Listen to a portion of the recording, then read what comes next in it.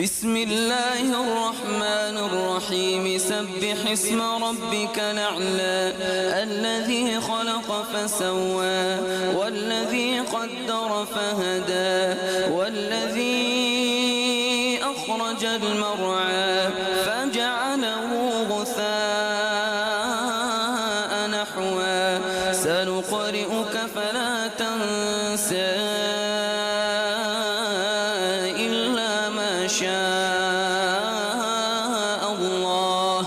إنه يعلم الجهر وما يخفى ونيسرك لليسرى فذكر النفعة الذكرى سيذكر من